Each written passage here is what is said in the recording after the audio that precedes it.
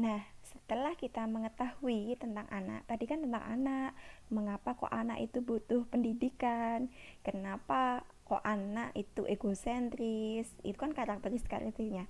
Kita mulai masuk ke PAUD. Apa sih yang dinamakan sebagai PAUD atau pendidikan anak usia dini? Nah, pendidikan anak usia dini adalah suatu upaya pembinaan yang ditujukan kepada anak sejak lahir sampai dengan anak usia 6 tahun yang dilakukan dengan melalui pemberian rangsangan pendidikan untuk membantu pertumbuhan dan perkembangan jasmani dan rohani agar anak memiliki kesiapan dalam memasuki pendidikan lebih lanjut. Nah, ini di dalam Undang-Undang Nomor 20 Tahun 2003 tentang Sistem Pendidikan Nasional. Jadi PAUD ini ya ini tadi usia 0 sampai 6 tahun yang ditujukan untuk pemberian rangsangan. Pemberian rangsangan itu apa? Ya itu yang akan kita pelajari. Bagaimana memberikan rangsangan atau stimulasi, namanya stimulasi. Jadi rangsangan itu adalah pemberian stimulasi, itu sama saja. Nah, bagaimana caranya? Itu nanti akan kita pelajari selama beberapa semester bersama teman-teman semuanya. Begitu.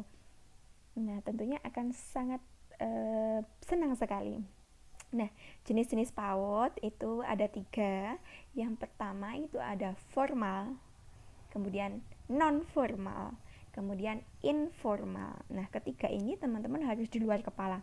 Formal, non formal, informal. Jadi PAUD itu bukan hanya formal saja. Formal itu apa tuh, Bu? Formal itu ada TK dan RA. Nah, ternyata PAUD itu bukan yang kecil-kecil, bukan. TK itu juga termasuk di PAUD. Begitu. Jadi ini semua ketiga ini itu dinamakan sebagai PAUD atau pendidikan anak usia dini. Jadi ada TK. TK itu yang sering kita lihat, TK di Kudus itu banyak sekali. Ada TK Umar bin Khattab, ada TK Nawar Kartika, kemudian ada RA. RA itu juga banyak sekali. Nah, ini namanya PAUD formal, yang formal. Nah, kemudian ada PAUD non formal. PAUD non formal itu ada banyak jenisnya.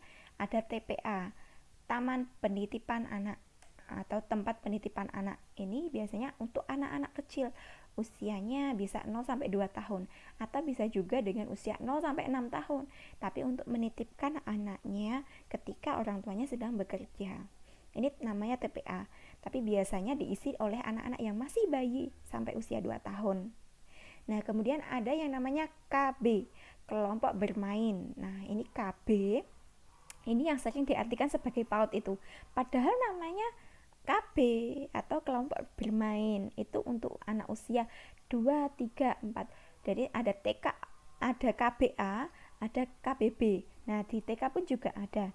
Ini ada TKA, ada TKB. Usianya berapa, Bu? TKA atau RAA itu usianya 4 sampai 5.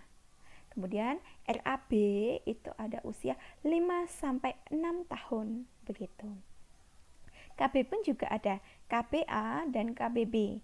2 sampai 3 itu untuk usia KBA dan KBB itu usia 3 sampai 4 tahun. Nah, KB ini biasa juga disebut sebagai playgroup atau PG, itu sama. Jadi KB dan playgroup itu sama. Nah, ada yang lain lagi namanya SPS, Satuan Paut Sejenis. Nah, yang sering disalahartikan PAUD itu ini pos PAUD. Nah, padahal berbeda. Kalau PAUD itu semuanya ini, ketiga ini namanya PAUD. Sementara pos PAUD itu adalah Posyandu PAUD. Jadi pos itu kepanjangannya adalah Posyandu. Jadi PAUD yang kemudian berafiliasi atau bekerja sama dengan Posyandu yang kemudian membentuk pos PAUD ini, begitu. Kemudian ada TPQ atau Taman Pendidikan Al-Quran yang biasanya dilakukan di sore hari. Ini namanya juga PAUD, salah satu bagian dari PAUD. Nah, kemudian ada PAUD informal. PAUD informal itu apa? PAUD informal adalah pendidikan keluarga. Jadi yang dilakukan keluarga di rumah itu adalah juga PAUD. Nah, kenapa kok pendidikan keluarga? Nah, seperti sekarang di masa pandemi seperti ini, akhirnya orang tua mulai menyadari bahwa peran orang tua, peran keluarga itu sangat berpengaruh terhadap pendidikannya anak. Jadi, anak itu memang harus dididik oleh keluarganya, karena sebagian besar waktu anak itu malah sama orang tua. Jadi inilah pendidikan keluarga memang harus dilakukan juga. Bagaimana caranya? Nanti kita akan belajar selanjutnya ya. Nah, ini fungsi PAUD. Nah, fungsinya PAUD tadi sudah saya jelaskan di awal. Aspek-aspek yang dikembangkan itu apa saja? Mulai dari nilai agama moral, kemudian kognitif tadi, kemudian ada bahasa, fisik motorik, sosial emosional, kemudian ada seni. Jadi semua aspek ini tentu akan dikembangkan di pendidikan anak usia dini. Jadi bukan hanya satu aspek saja. Nah, kemudian prinsipnya apa sih pendidikan anak usia dini ini? Prinsipnya banyak sekali ya ini. Berorientasi pada kebutuhannya anak, bermain sambil belajar. Nah, ini bermain itu kegiatannya anak. Jadi belajar itu adalah caranya bagaimana? Caranya dengan bermain, begitu. Kemudian lingkungan yang kondusif, menggunakan pendekatan yang tematik, ini akan kita pelajari semuanya insya Allah nanti di pertemuan-pertemuan selanjutnya. Jadi nanti akan lebih lengkap lagi. Nah, ini stimulasi pendidikan di PAUD. Ini metode-metodenya nanti kita akan pelajari juga. Jadi metodenya bagaimana sih cara menstimulasi? Tadi kan Bu Nur sering mengatakan stimulasi. Apa sih stimulasi? Nah, ini aja metodenya. Metode itu caranya adalah dengan ceramah, demonstrasi. Bu, apa tuh itu? Oh, siap. Nanti kita akan pelajari di pertemuan selanjutnya. Jadi pasti akan bertanya-tanya apa sih ini, begitu. Dan tentunya akan, nah, ini adalah salah satu cuplikan sebuah sebuah kata-kata yang sangat indah dari Dorothy Lawnol.